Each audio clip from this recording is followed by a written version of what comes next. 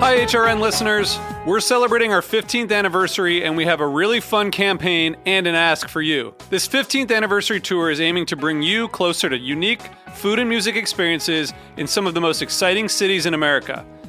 All the while, we're raising funds to support our work empowering the next generation of food systems storytellers through our fellowship programs. Here's how it works. Donate to HRN and be entered into a raffle in the city of your choice to win a dinner for two at a noteworthy restaurant and tickets for two to a concert at a prominent local venue. We have incredible partners in New York, Los Angeles, Philadelphia, Nashville, Las Vegas, Charleston, Asheville, and Ardmore, Pennsylvania, who have donated a meal for two and two tickets to a concert of the winner's choice. And all donations help fund our fellowship programs, where we're helping to build essential workforce readiness skills and food system storytelling skills. Check out heritageradionetwork.org/15 to donate and enter to win today. That's heritageradionetwork.org/15. Thank you.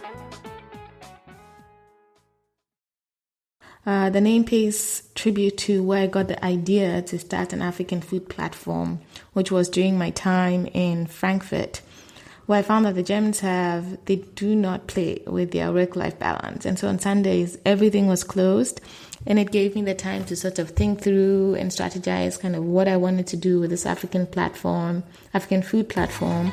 And sort of, yes, that's how esSense 13 started. Hey everyone, you're listening to Item 13, a bi-weekly podcast covering everything African food, and I'm your host, Yorm Tagoe. Every other week, we'll delve into the world of African food, chefs, curators, and bloggers.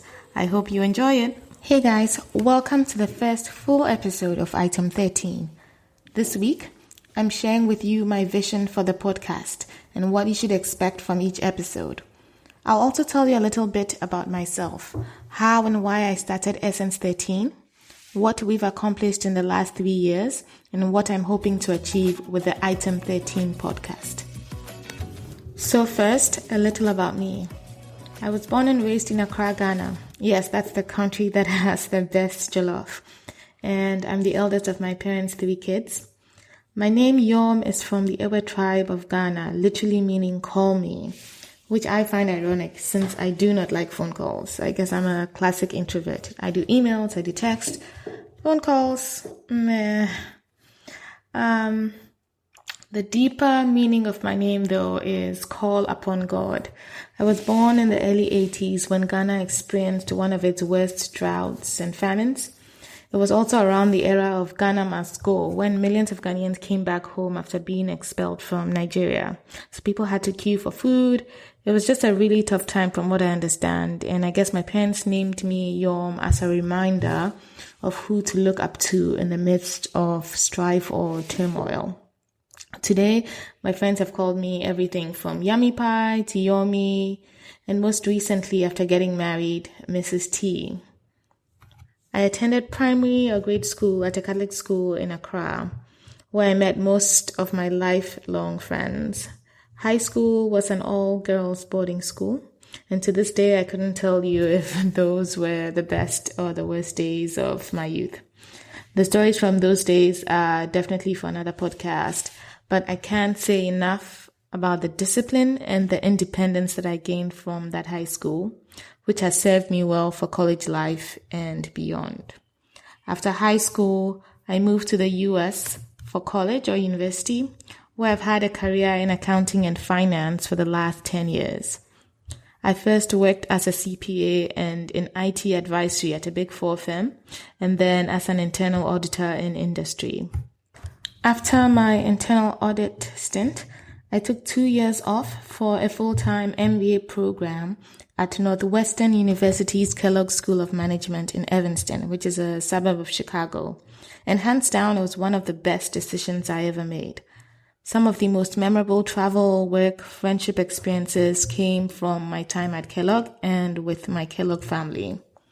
It was also at Kellogg that I crystallized this deep down desire to do something that was sort of bigger, greater than myself, and I'm sure we'll sort of touch on those in future podcast episodes. My most recent job has had me living and working around the world, including London, Frankfurt, Dubai, and Johannesburg.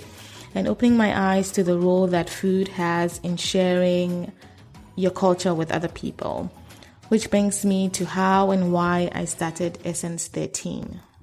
I started esSense 13 about 3 years ago on the basis of my work travel, where I found that so many people either didn't know what African or West African food was about and didn't know where to find it in the cities where they lived.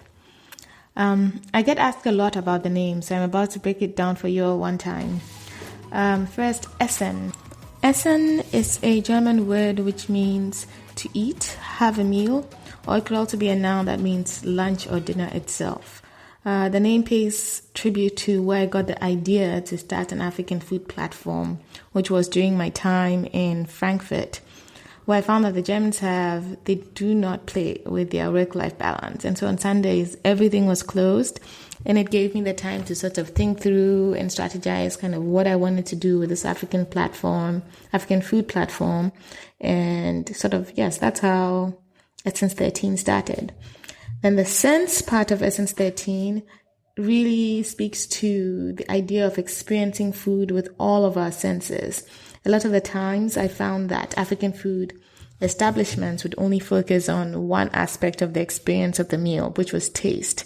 But they say we eat first with our eyes. So I wanted to really create a platform that celebrated not just those that do great tasting food, but those that think about the entire experience, like when you see the food, when you smell the food, all the senses that you sort of take in before you actually dig into the food. So that's the sense part of esSense.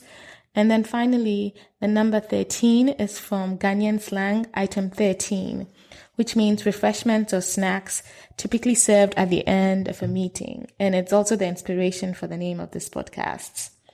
Since I started esSense 13 in 2015, we've held several online and offline activities, including an online jollof debate, which Ghana won, by the way, the first African food hackathon, food business competitions, and most recently, Africa Food Week London, which was a week-long celebration of African dining experiences in London.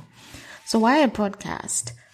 I discovered podcasts at the beginning of 2017 and have found it's an amazing way to learn new things, get entertained, and frankly, a good use of my commute time. Some of my favorites, which I'd like to share with you, include the BBC's Food Chain, The Friend Zone, It's Been a Minute with Sam Sanders, and How to Be Awesome at Your Job.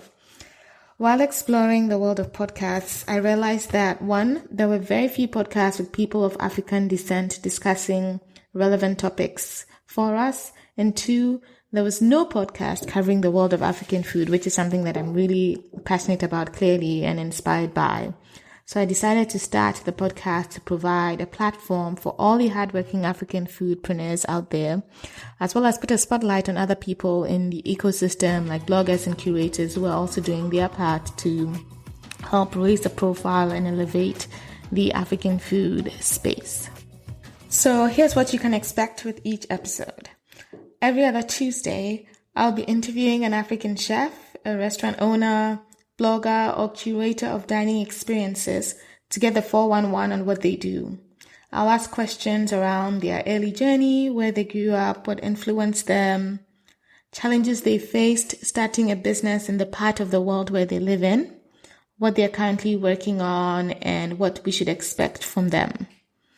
Each episode will also have a specific theme, depending on the guest. We'll cover themes like healthy eating the African way, creating incredible African dining experiences, what it's like to be a chef, and starting a food business.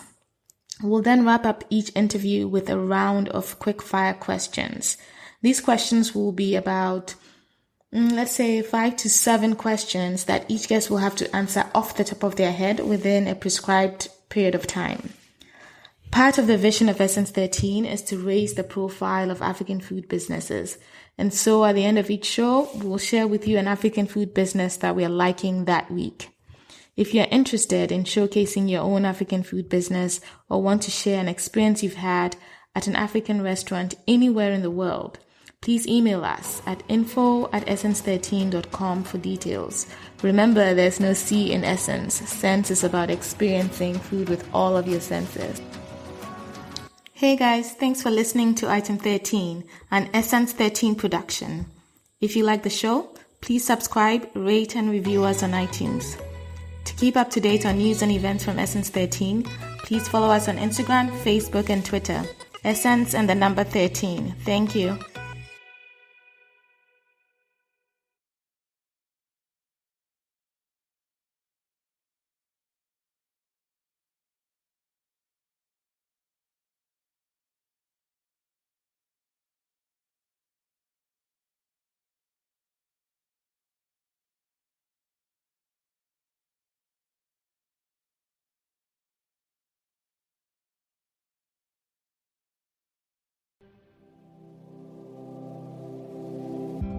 Hey there, I'm Lee Ullman here with some big news from the National Young Farmers Coalition. We're partnering with Heritage Radio Network on a special season of The Farm Report. It's all about what's happening with the Farm Bill and how it impacts farmers and eaters. I am growing diversified vegetables on land that's been in our family for 150 years. And so with the pandemic, gentrification, property values going up, we had to sell the land and we lost it. Join us as we uncover the untold stories behind this massive piece of legislation that shapes how we grow our food, what we eat, and so much more. The problems we have had, those are things that come from earlier Farm Bill and USDA policy, right? Like Earl Butts, get big or get out. You know, it's my responsibility to know not only what I'm eating, but then like how that all came to be. And realize like, wow, like this piece of legislation, all this money, like it's technically something that I support as a taxpayer. While Congress debates the next Farm Bill, this is not just an invitation to listen. It's a call to action. Be part of the conversation. Subscribe to the Farm Report on Heritage Radio Network, wherever you listen to podcasts.